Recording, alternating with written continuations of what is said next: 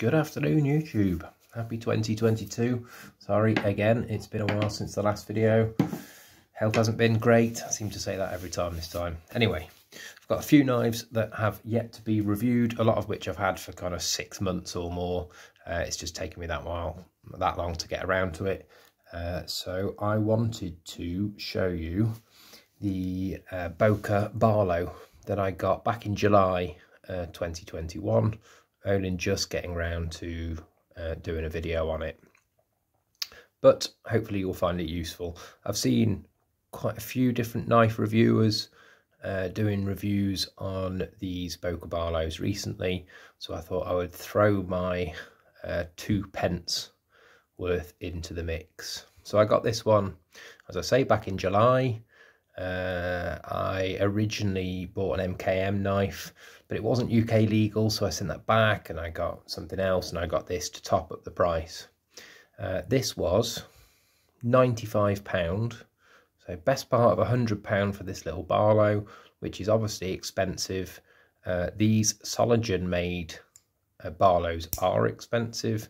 I think they can be collector's knives in their own right. They're very nicely made on the most part, and they're very good looking knives, but whether it's right for everybody, I will leave up to you. So as I say, obviously this is in a Barlow pattern, the teardrop shaped handle. This is a single bladed version, and it is in 440C, which I will get to in a minute. This particular one I really like the look of, with the micarta, and it's very nice micarta. I must say it's some of the nicest that I've got. It does have an almost rough texture to it, whereas a lot of them look like they would feel rough, but they're actually smooth when you get them in hand. This does have texture. It's some of the nicest micarta I've seen on any of my knives so far. This particular one I think was the Boker Barlow Expedition. So it has the brass bolsters, brass liners, with that lovely, I think that's acid etched rather than bead blasted, but I could be wrong. The bolsters themselves are bead blasted, they're not shiny, which I quite like. Gives it a bit of look, a bit classier look, if I can get my words out. Steel pins, I believe. No, could be brass. And whether it's bead blasted or acid etched, that finish on the blade and the back spring against the brass and the dark green micarta does look very nice indeed. It's a very slim knife, fancy looking, and so it should be for the price, really. This is still a very small knife. I wouldn't say it's 4-finger for me, slightly larger than average hands. It's probably a 3.5-finger knife, but then this, I suppose, is supposed to be a gentleman's carry. I can see me carrying this if I've got a suit on or something, going to the posher events in a nice little leather slip or something. At least you've got a blade on you, but you have to bear in mind it is relatively small.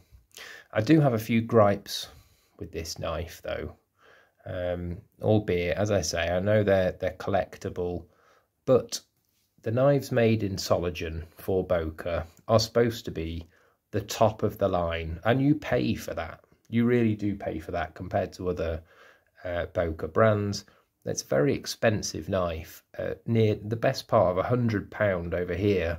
Don't know what that converts into dollars for the overseas guys, but you know, it's a lot of money for a tiny little pocket knife. The handle itself, in the most part, it's very nicely finished. There's no, you can't feel the transition between the micarta and the brass bolsters. Looking at the back spring, there's no gaps or anything. It's all finished very nicely. And as you would expect, obviously for a Soligen made, German made Boker knife, then you expect a certain level of quality. And that's unfortunately where my first gripe with this knife comes in. And I'm not alone in this. I've seen other examples of these micarta scales having exactly the same issue. The problem is the way that they fitted the shield. It's not a particularly complicated shape. It's a circle, but if you look closely, there is a large gap around the top of that shield, a kind of jagged, rough gap. And that would be fine, you know, if I was buying a Rough Rider or something where, you know, you're buying at a budget level, you don't expect everything to be perfect. But when you're buying something as a collector's piece at the highest rate they can get away with selling it for, let's be honest, that, I'm afraid, just isn't good enough for me. I didn't bother sending it back because I've seen other examples and it seems to be a problem that they have fitting the shield into these micarta handles.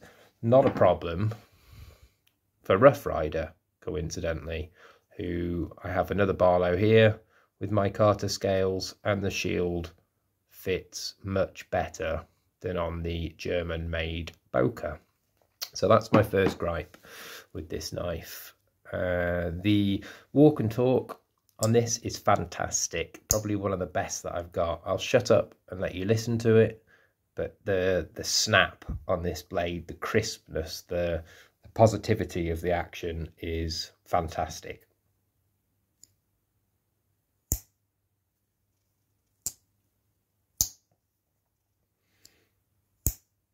Brilliant, particularly on opening.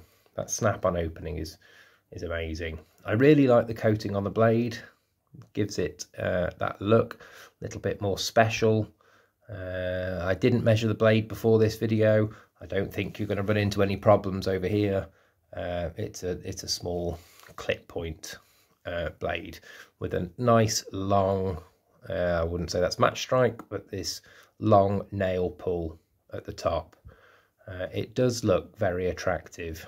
It wasn't sharp enough for me when I got it. It was sharp, it would cut paper, but it was a bit sticky, so I went and sharpened it.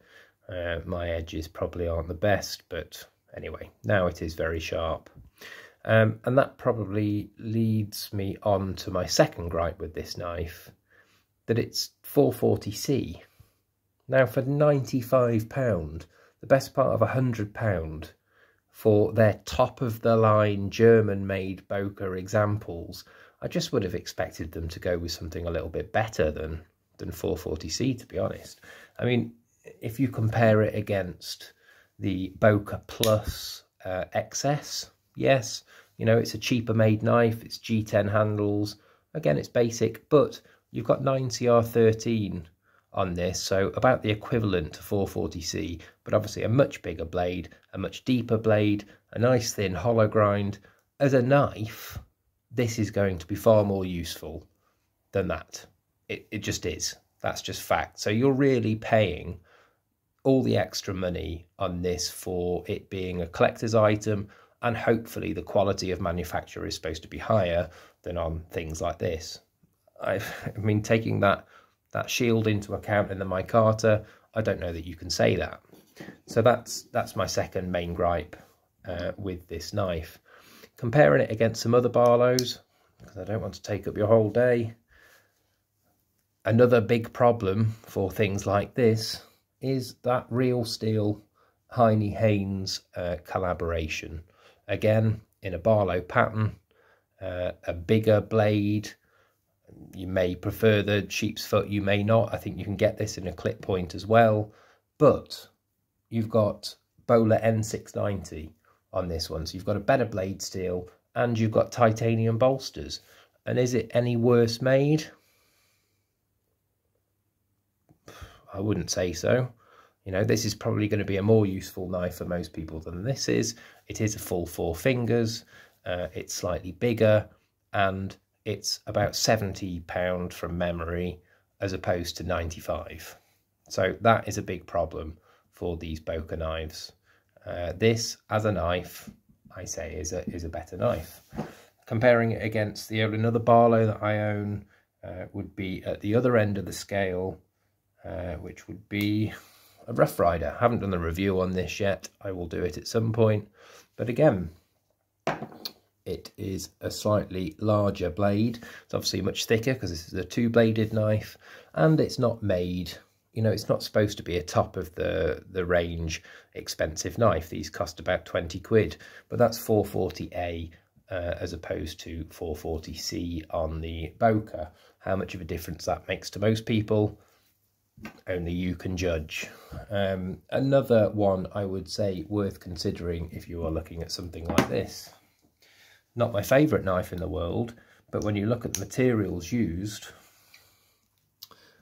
the Fox Libar. Again, you've got that dark green micarta. This is an Italian-made knife rather than Germany, but Italy makes some fantastic knives. Look at that clip point, that recurved clip point, sharpened very badly, but recurved clip point with that huge swedge as opposed to this plain, flat ground, very small blade on the Boker version. Again, you've still got the micarta, but instead of having 440C as the blade steel, you've got Bowler M390. So this is going to hold an edge much, much longer than on the Boker. This was about, again, 70 quid as opposed to £95 on the Boker. Obviously no steel liners or anything. It's a fairly basic knife, but there's not a lot of difference in size when closed. Obviously the snap, the walk and talk is nicer on this, I would freely admit, but they are about the same length, this one just being a bit deeper. Again, very lightweight, lighter weight than the Boker because obviously you don't have the brass. So that, I would say, is my main point with this. I think the quality of finishing around the shield irritates me on something this price, and it is supposed to be the best that they can do. And the materials for your money just don't really stack up for me. They don't really do it. I wouldn't buy multiples of these. Not really interested in buying the other designs, although they look lovely.